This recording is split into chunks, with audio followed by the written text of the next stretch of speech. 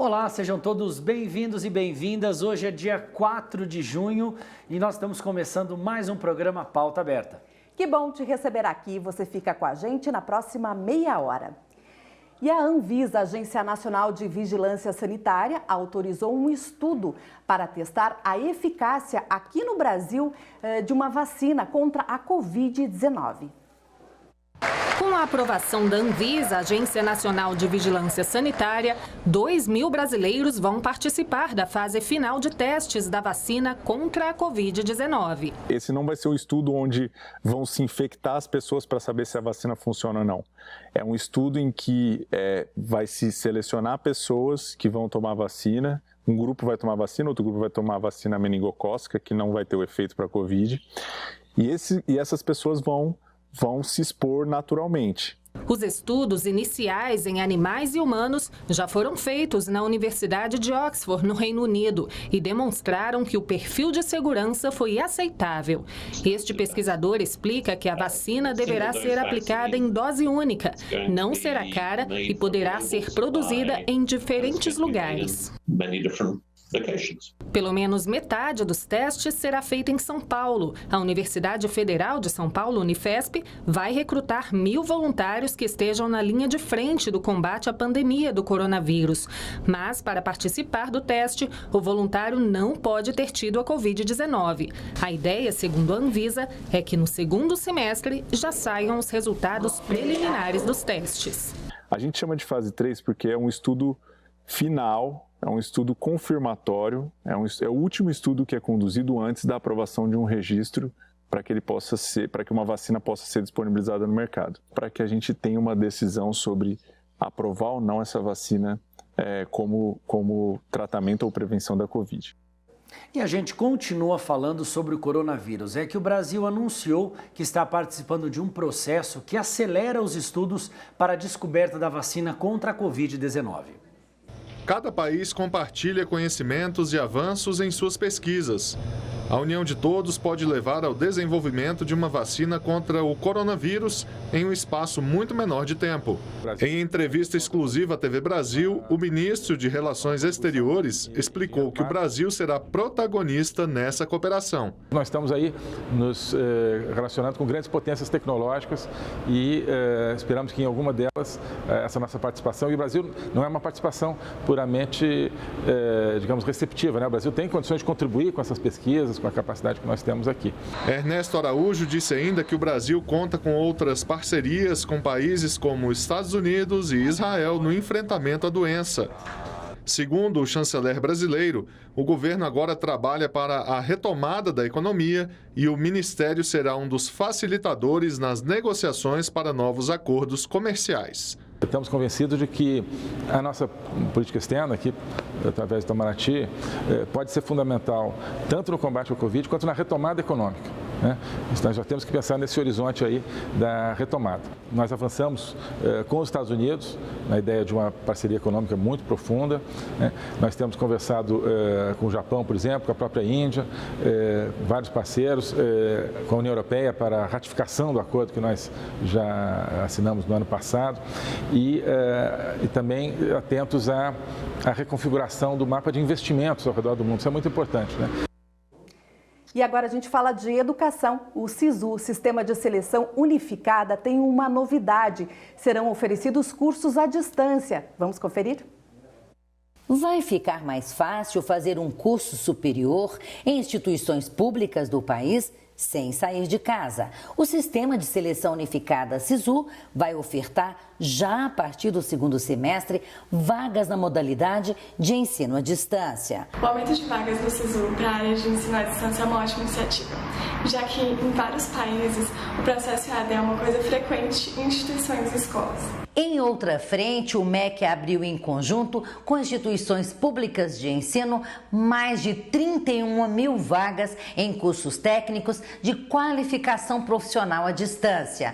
A iniciativa faz parte do programa Novos Caminhos, que estimula o empreendedorismo e o estudo tecnológico no país. E a previsão é lançar até junho 122.000 novas oportunidades, todas gratuitas. O ensino à distância já é uma realidade no Brasil e cada vez mais tem ganhado força. Para essa especialista, a disponibilização de vagas pelo sistema de seleção unificada vai permitir o ingresso no ensino superior a um número maior de brasileiros. Hoje, os processos seletivos para inclusão nos cursos de educação à distância, eles são isolados. Então, muitas pessoas não têm acesso a esse processo seletivo. Sendo agora por meio do SISU, aproveitando a nota do SISU, eu acredito que um número muito maior de alunos vão ter oportunidade de cursar esses cursos à distância.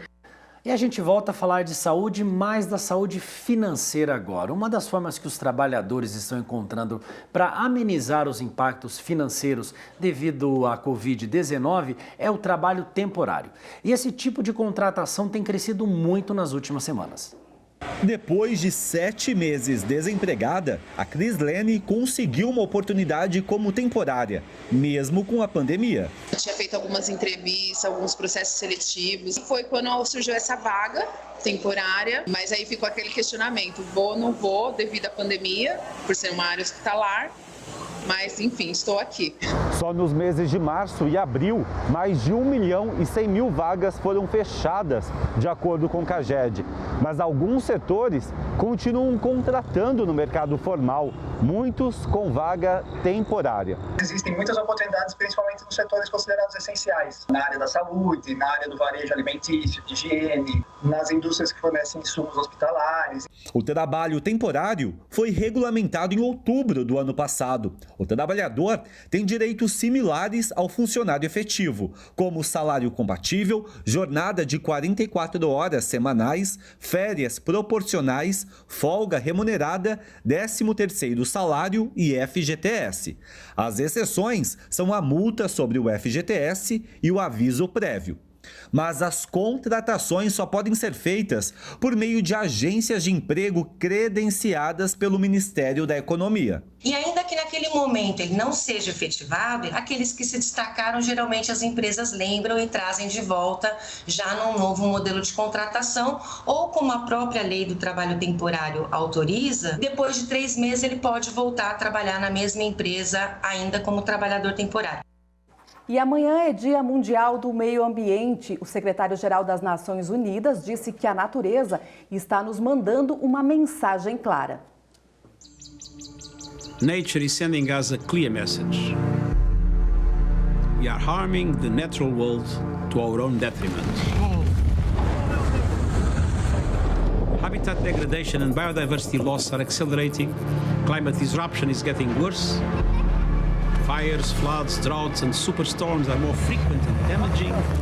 Oceans are eating and acidifying, destroying coral ecosystems. And now a new coronavirus is raging, undermining health and livelihoods. To care for humanity, we must care for nature. We need our entire global community to change course. Let's rethink what we buy and use. Adopt sustainable habits, farming and business models, safeguard remaining wild spaces and wildlife, and commit to a green and resilient future. As we work to build back better, let us put nature where it belongs, at the heart of our decision making. On this World Environment Day, it's time for nature. Hoje, dia 4 de junho, é dedicado ao combate à agressão infantil. E a TV Evangelizar lançou uma série com o tema Evangelizar Ensina. Essa série aborda vários temas, entre elas a agressão contra crianças e adolescentes. E lembrando que esta série da TV Evangelizar já está disponível no nosso canal do YouTube. Acompanhe.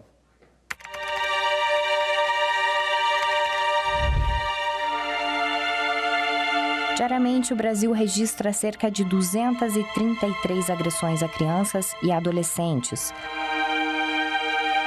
Os dados da Sociedade Brasileira de Pediatria indicam que a maior parte dos casos acontecem dentro do ambiente doméstico. Ou seja, os autores das agressões são pessoas próximas da vítima. Esses números são contabilizados através de denúncias e registros de hospitais. De acordo com a Sociedade Brasileira de Pediatria, a cada dia, pelo menos uma criança ou adolescente morre vítima de maus tratos. As experiências vividas na infância acabam refletindo na personalidade adulta. No Brasil, existe um canal de comunicação mantido pelo governo federal que recebe, encaminha e monitora essas denúncias. É o Disque 100. A ligação pode ser feita de forma anônima e gratuitamente em qualquer região do país. Essa triste realidade não acontece apenas no Brasil. Dados da Organização Mundial da Saúde revelam que 30% dos menores de 18 anos sofrem algum tipo de violência física. O fim do abuso, da exploração, do tráfico e de todas as formas de violência contra as crianças é também responsabilidade e dever de todo cidadão. Faça a sua parte. Denuncie. Patrícia, esse é um tema extremamente delicado e como a própria matéria acabou de nos mostrar, a reportagem Denuncie. Nós recebemos aqui no programa Pauta Aberta diversos especialistas já, não só na área de segurança, como também ligados aí às pessoas que defendem, não é, os direitos das crianças e dos adolescentes. Eu me lembro que uma das perguntas que nós fizemos aqui era a seguinte: o porquê que aumentou tanto o caso de crianças, né, o caso de denúncias de crianças? E daí eu me lembro que um dos entrevistados nos diz, não é que aumentou, sempre existiu, é que os canais de comunicação, os canais para você denunciar hoje estão mais fáceis, né, mais fáceis. Aqui eu estou trazendo um dado de um relatório de uma organização não governamental que fala que estima, na verdade, que 85 milhões de crianças e adolescentes entre 2 e 17 anos poderão se somar às vítimas de violência física, emocional e sexual nos próximos 3 meses em todo o planeta. O número representa um aumento aí que pode variar de 20% a 32% da média anual das estatísticas oficiais. O confinamento em casa... Aqui diz que o confinamento em casa é essencial para conter a pandemia do novo coronavírus, acaba expondo a população a uma maior incidência de violência doméstica. Está aí, né?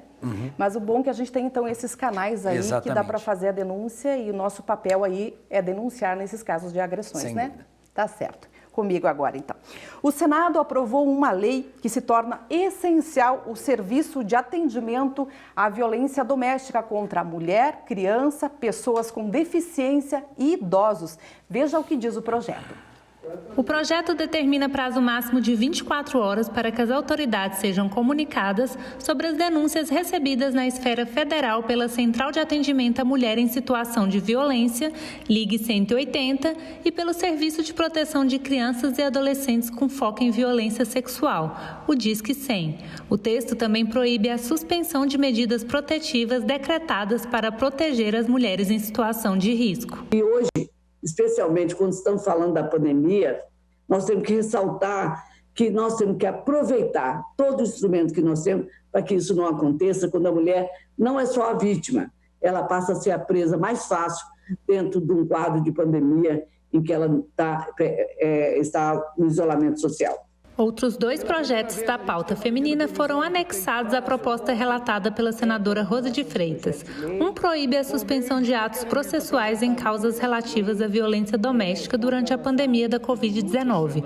O outro trata da oferta pelo governo de residências temporárias para mulheres e filhos em situação de violência doméstica durante o estado de calamidade. Agradecer muito também, terem apensado o meu projeto 1796, e que neste momento de pandemia a gente percebe o aumento significativo das ocorrências e da violência contra a mulher, contra a criança, contra o adolescente.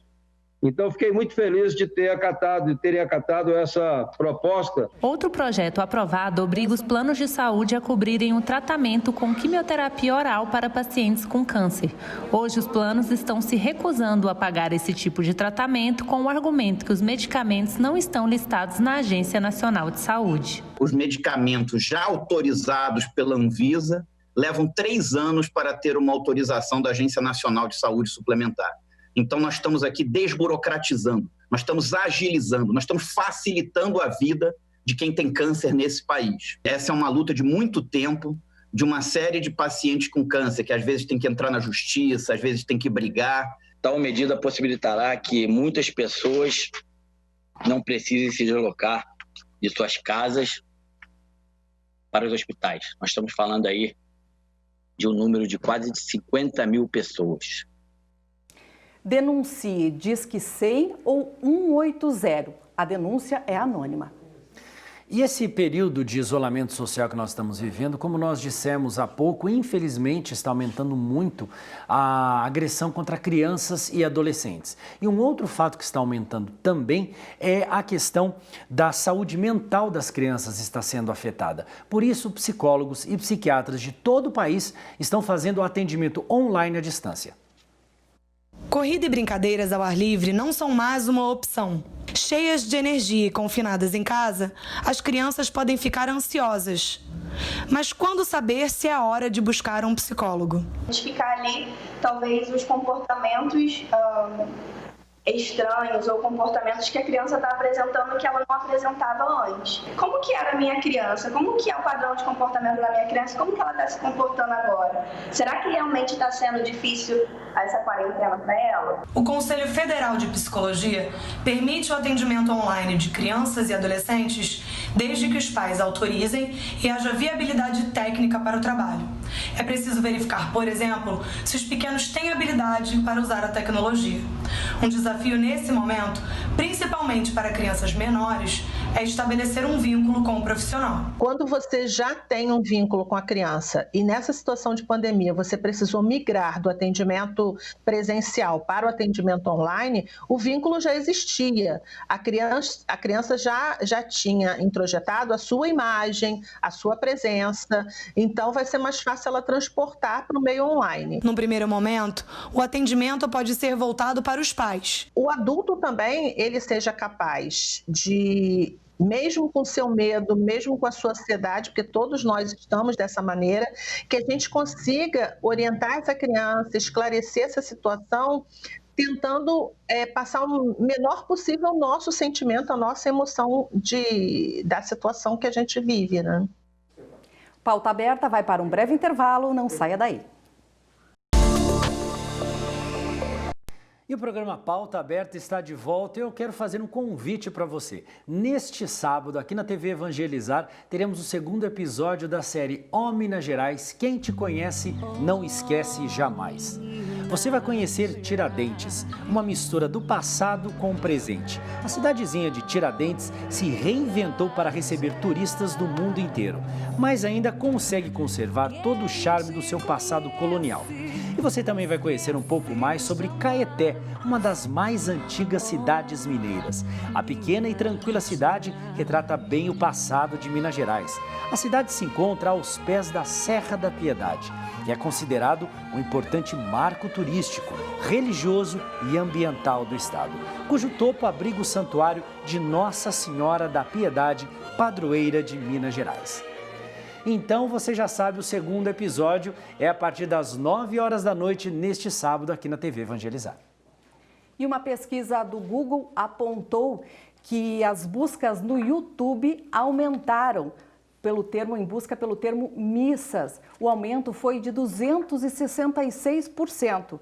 A pesquisa se refere ao período de isolamento social. Esse aumento foi registrado desde os primeiros dias da pandemia. Durante este período, as paróquias de todo o país se adaptaram para atender aos fiéis. Em algumas cidades, a presença deles, que até então estava proibida por conta da aglomeração, começa a ser liberada. Lembrando que a liberação atende todas as normas de segurança para evitar a disseminação do novo coronavírus. E veja só que interessante, o ensino de robótica nas escolas tem aproximado cada vez mais crianças e adolescentes da tecnologia. Alunas do SESI criaram um projeto de robótica que promete acabar com os buracos nas estradas brasileiras. As adolescentes fazem parte da equipe Biotech do SESI de Barra Bonita, em São Paulo. Pensando em soluções inteligentes para as cidades, o grupo criou um selante que bloqueia a formação de rachaduras em ruas e avenidas. O projeto foi selecionado como um dos melhores do mundo entre 40 mil concorrentes e ainda está entre os finalistas do Prêmio Global Innovation, iniciativa internacional criada para estimular a robótica educacional. Em todo o Brasil, a robótica tem atraído jovens para o universo da ciência e tecnologia de uma forma dinâmica e bem divertida.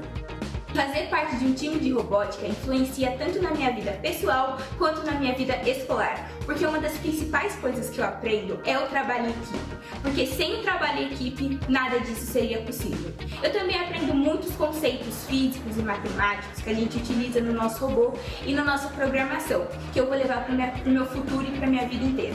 A robótica me deu muitas oportunidades que talvez eu nem pudesse ter. Os torneios internacionais são um exemplo disso. A gente costuma falar que nas competições internacionais nós encontramos as culturas de todos os países, o que é verdade, porque todas as pessoas de todos os países vão para o torneio e levam a cultura delas para a gente conhecer. A gente conhece a culinária típica, os costumes, além dos melhores projetos de robôs do mundo todo. A robótica por si só já é uma ferramenta de educação muito eficiente, porque ela tem essa capacidade de atrair o aluno por ser uma aula muito dinâmica, mas o seu principal objetivo e seu principal atrativo é o fato de que a robótica consegue, através da prática, fazer com que o aluno internalize de forma mais eficiente, mais rápida e mais divertida aquilo que ele aprende em sala de aula. As competições nacionais e internacionais estimulam a criação de soluções tecnológicas e a troca de saberes na área. A Olimpíada Brasileira de Robótica busca incentivar jovens a seguirem as carreiras científicas e tecnológicas no país. A OBR, ela funciona em duas modalidades, né? Ela possui duas modalidades. A modalidade prática acontece através de eventos, competições regionais e estaduais, que classificam as equipes de estudantes para uma final nacional. Esses estudantes ficam sob a orientação dos seus professores, tutores, e esse evento é organizado pela OBR e são gratuitos e abertos ao público. A modalidade teórica acontece nas escolas dos estudantes, em sedes regionais também. Ela é uma prova teórica escrita que é preparada por uma comissão de professores e pesquisadores.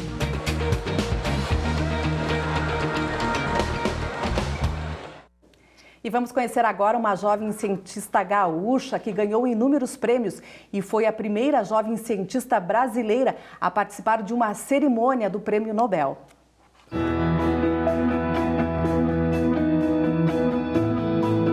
Com apenas 19 anos, Juliana Davoglio Stradiotto já desenvolveu projetos científicos, ganhou inúmeros prêmios, participou da recepção do Nobel e é considerada uma das jovens cientistas de maior destaque do Brasil.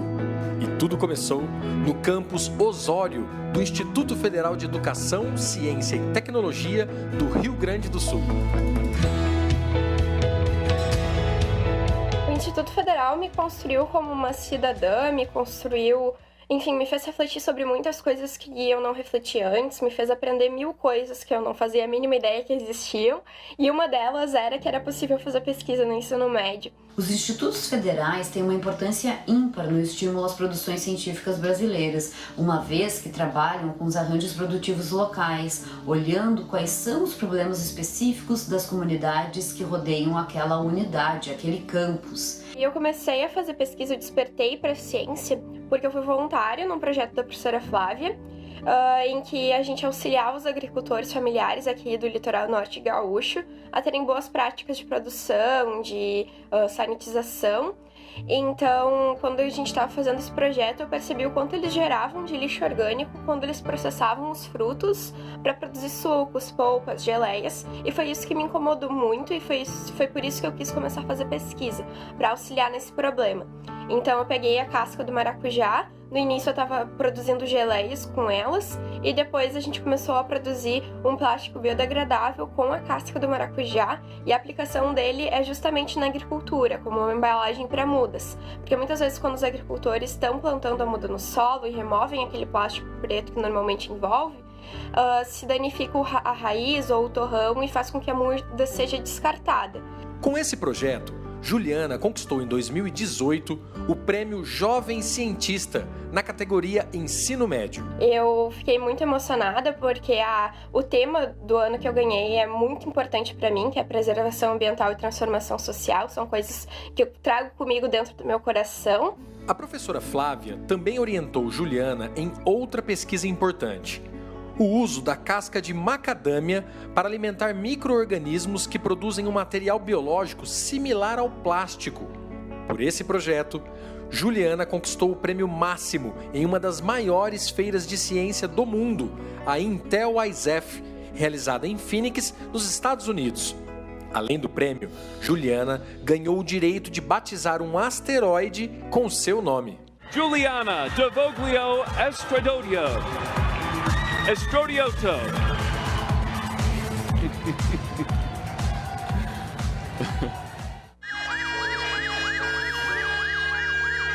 No retorno ao Brasil, Juliana e a professora Flávia foram homenageadas na cidade de Osório pela conquista. A primeira vez que ela andou de avião foi comigo. Então, eu acho que esse tipo de coisa, ele acontece porque tem essa relação, porque a Juliana acreditou que seria possível e eu acreditei na Juliana, a instituição acreditou na Juliana e ela conseguiu desenvolver o trabalho. Eu entrei em uma Juliana com 14 anos para fazer um curso técnico em administração junto com o ensino médio. Eu nem sabia o que eu estava fazendo, mas agora eu tenho plena consciência do quanto os estudantes que passam pela instituição são capazes de transformar o mundo. Hoje, Juliana é coordenadora da Abric Aluno, um programa da Associação Brasileira de Incentivo à Ciência. Também é uma das idealizadoras da Feira Brasileira de Jovens Cientistas e criadora do projeto Meninas Cientistas, um perfil no Instagram para divulgação de histórias de meninas que estão no ensino médio e que fizeram pesquisas científicas. O ensino médio me fez perceber que eu quero continuar sendo uma cientista pro resto da minha vida e que eu sou muito apaixonada por isso.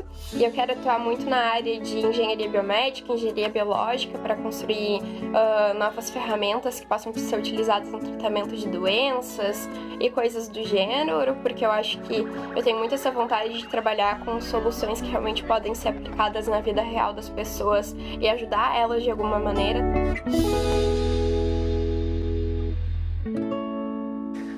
Quantas vezes você arranjou aquela desculpa para não fazer atividade física? Olha só, eu vou dar o exemplo do seu João, de 67 anos. Ele trabalha o dia inteiro e sempre encontra um tempinho para fazer atividade física e já participou até de maratona. Seu João é sapateiro há mais de 50 anos e trabalha há quase 40 dentro do Mercado Municipal de Curitiba, ponto turístico da capital paranaense. O que ninguém imagina é que ele começou na profissão que tanto ama por acaso. A gente trabalhava na roça, no lugar que eu morava no norte do Paraná, e tinha um conhecido que tinha uma sapataria, fabricava botinas, botas, arriames para cavalos, parte de selaria. E ele queria tirar umas férias e pediu para mim, como eu trabalhava com o pai dele na chácara, ele pediu para mim se eu não queria tomar conta da loja para ele não deixar fechado 30 dias para ele tirar umas férias. Eu falei, não fico, não tem problema. Mas depois que a sapataria fecha, tudo muda. Os pés que ficam o dia todo no pedal da máquina de costura assumem outro papel, o de atleta. E essa história com a corrida começou há mais de 20 anos. Eu iniciei vindo uma vez por semana, depois já vim 2, 3. Quando eu vi que dava, já trotava um pedaço, andava outro. E até que consegui vir correndo do mercado até em casa sem parar. Após sair do trabalho, seu João corre quase 10 quilômetros até a casa dele, que fica em Pinhais, na região metropolitana de Curitiba. Essa foi a forma que ele encontrou de treinar durante a semana. O percurso leva mais de 1 hora. Em casa, seu João mostra com orgulho a coleção de medalhas e troféus. Ele já participou de mais de 500 corridas, entre elas a de São Silvestre, em São Paulo, e a meia maratona do Rio de Janeiro. Para ele, as recompensas vão muito além dos prêmios. Em primeiro lugar, a minha saúde, que é para isso que eu faço, a atividade física, e as amizades que a gente faz, que a gente termina conhecendo muitas pessoas na corrida, fazendo muitas amizades, e é um lugar que uma coisa que você se sente bem. Seu João já tem 67 anos e quando pergunto se ele pensa em parar... Não, lá para os 90 eu penso em parar. Aí penso em fazer outro esporte, um UFC, um boxe.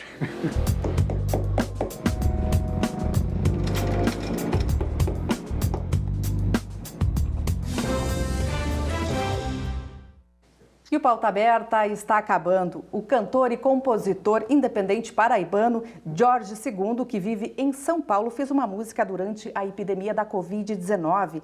Após uma crise de ansiedade, veio a inspiração para escrever uma canção que já tem quase 100 mil visualizações nas redes sociais. Preste atenção na letra.